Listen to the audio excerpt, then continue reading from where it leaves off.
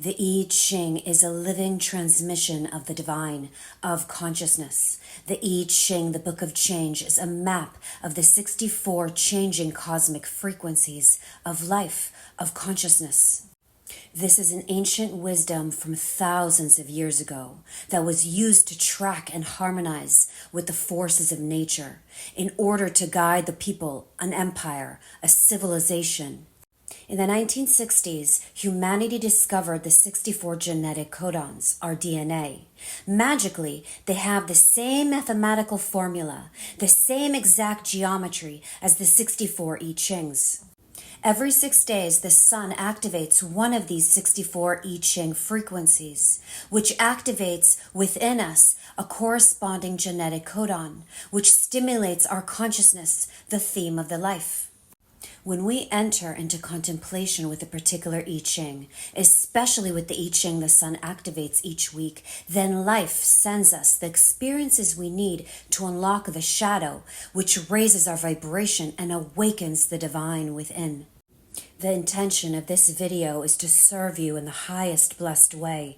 This is abstract energy of sensing, so receive this message with your heart and body. This week, the sun within us, consciousness, life, activates the 16th I Ching. The transformational path of this frequency moves us from the shadow of indifference to the highest vibration of mastery, and it's through the path of versatility. It's really incredible when we look at the I Chings as a whole, because we see all these qualities and frequencies, and we see how certain shadow frequencies really underpin our collective behavioral patterns. The 16th I Ching is fascinating. It's one of these I Chings that has an exponential effect on the world, especially at the shadow frequency. It's the shadow of indifference. It is what the world looks like when love is excluded. To be human is to have the ability to overcome indifference. Indifference makes us unhuman, and humanity is all about caring for each other and for the world, caring what happens in the future, caring about what's happening now. This is uniquely human, but the shadow frequency drops us below this definition, so not caring, which is really to be dead. If you don't care, then you might as well be dead. I know this may sound harsh, but until we can feel the love that we were born with, we're not really here. So take a look at the world. So many people are not really here. They're just bodies going through the motions. At the shadow, it's like a zombie movie. And do you know why we're indifferent? We're indifferent because we're lazy. That is the dilemma of the 16th shadow of indifference, laziness. We are too lazy to care. We can't be bothered. We're trapped by our indifference. We don't know how to get out of it. And when I say laziness here, I mean on a very deep level. We're even too lazy to look inside our own heart. We get into our comfort zones with our emails, our jobs, and our safe little world, and we get lazy. Awakening takes discipline. Anything worthwhile takes discipline. So to unlock our genius, we have to work hard, at least on an internal level. You have to look into your own heart, and very few people actually are willing to look at their own heart. There are layers of pain there. When we eventually look into our own heart, we hit a breakthrough. There's always a breakthrough. This shadow governs a huge part of the human race because there's safety in numbers. If no one else is really caring, why should I? The world is really screwed up in this way. Take money, for example. The 16th I Ching is part of the codon ring of prosperity, and this is a group of codes that design behavior across the gene pool. So in the name of money, we can be as indifferent as we like, and this is the norm in our society. We could do anything and get away with it if we have a lot of money. We don't question our behavior because no one else does. We're all indifferent together. We're all in it together. We're too damn lazy to wake up. Because to wake up, you will have to push against the flow big time. The thing is, waking up is not draining. It's the opposite. It gives you vast energy. It makes you feel alive. To open your heart and to live from the heart makes you stand out on the planet. The 16th shadow is all about wasted talent. If you have this shadow in your energetic design, then you may recognize these themes. You have so much potential, but no discipline. So you waste your gifts. You ignore your genius. Your fear makes you lazy. But that's all it is. It's just fear. You're afraid that if you open up your heart to life and all its suffering, then you will drown. You will be overwhelmed. But you won't be. Because your heart can't be overwhelmed. It could just open up more to encompass change. So if you have this I Ching in your energetic design, then it's time to wake up. No one is ever going to come and help you, save you. This is something you have to do yourself alone. But I tell you, when you overcome laziness, then life will never be the same. You will be flooded with purpose. Your relationships will flourish. Life will move on to a new dimension, a new way of being. The 16th gift, the way to alchemize the shadow and raise the vibration. Versatility. This is such a great gift. You would not believe what is hidden beneath laziness and indifference. I want to be clear and make a distinction here about laziness. There is a powerful laziness, which is a different quality entirely, like effortlessness or ease or relaxedness. These qualities are associated with divine flow. This laziness does not come from indifference. Indifference is more about not wanting to make an effort, lack of interest, or lack of concern, or lack of sympathy. It's about being stuck, and you need something really powerful to get you out of such a state of being. So the gift of versatility naturally emerges in life as a kind of effortlessness. To be versatile means to be multifaceted. It means you can easily transfer your talents across a number of fields. Once you crack through the resistance, then the heart begins to warm up. You find self-discipline easy. It's not really possible to get to the higher vibrations without huge inner discipline. But the nature of discipline changes as the vibrations rise. It becomes easier. So you have to begin with passion, with focus, and then you will find that you have the energy necessary to follow things through. The 16th I Ching opens humanity to so much creative possibilities. It's the domain of the polymath, a gifted person, intellectual genius, a person of wide-range knowledge that expands from within. It's someone whose wisdom spans different fields of higher knowledge and wisdom. Through the power of the 16th gift, we can see a rise in gifted spirits in humanity as a whole.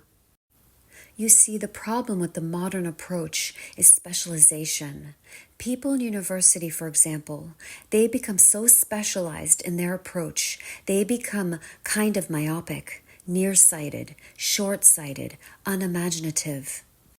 If we had an education system that was set up differently, maybe that starts with specialization and then sees into the holographic truth of a single subject, so we could become less specialized as we advance, as our consciousness expands. The 16th gift learns holographically, using heart, body, and mind, all synthesized. This is an I Ching about excellence, and once indifference is taken out of the equation, once it's transmuted from within, all that skill, all that natural talent can be used to serve the whole rather than individual fame or fortune. You can only truly prosper when you're serving others, helping and serving with integrity. Remember, this is the codon ring of prosperity. So many people in the world think they're helping the whole, but because they don't see the whole, the bigger picture, because they're not really listening to the whole, they don't realize they're not really helping at all. To serve life is to respect every level of society. It's to fall in love with the chain of life. It's to understand the beauty and magic of the interconnectedness of all things. This is where the gift of versatility comes from this holographic wisdom. This 16th I Ching is not all about being intellectual. But if you have this I Ching in your energetic design, you probably have high intellect. It's about expansion of higher intelligence. Higher intelligence is an infusion of the heart, mind, and spirit.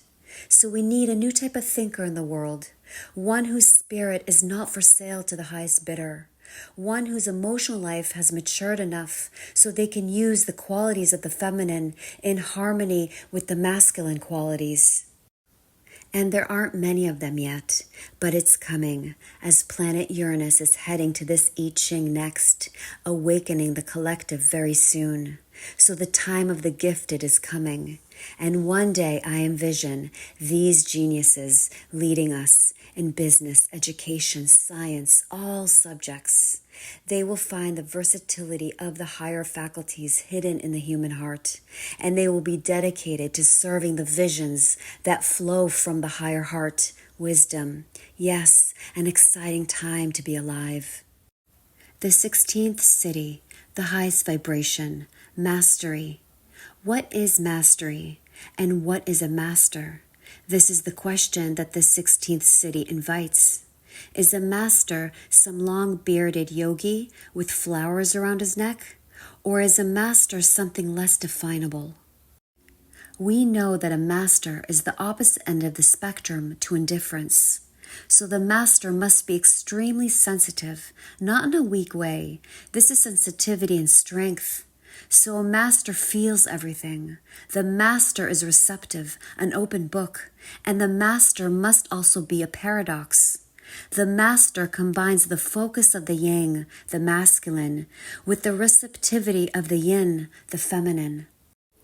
Versatility requires flexibility and openness. So what happens after the heart has opened? The gift describes the process of the actual heart opening. It opens, it closes, you open it again, it closes again. It's a stretching, a process, a learning. You're carving yourself into being. At a certain point, you learn the trick. Your heart softens so much to an extent that it no longer is necessary to close off. You mastered the art, and the art is life. So to be a master means to be the master at living, at being alive. This is not about skills or talents anymore. You've reached the essential. The greatest art of all is to live well. And we're never taught this. No one even mentions this when we're young. The art of living well, that would be a great university course. Purpose, partnership, prosperity, the art of living well. When these three have been integrated and have become a seamless symphony in life, then you could be said to be a master. Real prosperity is found in the details, in the small things, the flower in the pavement, the smile of a child, in giving someone the last mouthful of dessert, in the birds chirping. All these small little things add up to mastery. Mastery is about time. It's what we spend our awareness on. That is what prosperity is. It's about how we invest our time.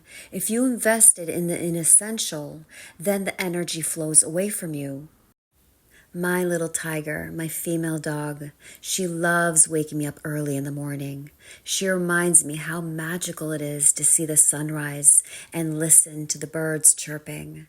She's my little teacher. She guides me to accept each moment. She guides me to see the small, the beauty in each moment. These moments have become precious moments to meet her where she is and enjoy the early morning, as these moments won't last forever. I invite you to look at life and find those examples when life calls you to your mastery. It calls you out of your indifference, out of your busyness, out of your laziness. That's richness. That's wealth. That is the only thing worth living for. I empower you this week to create space, get to higher awareness, notice your thoughts, feel all the sensations fully that come up in the body, shine the light of awareness to indifference, to laziness, that heavy sensation that blocks your inner light. Be aware when invitations arrive. Notice any hesitation. Breathe in, breathe out. Remember, love yourself and choose to be blessed.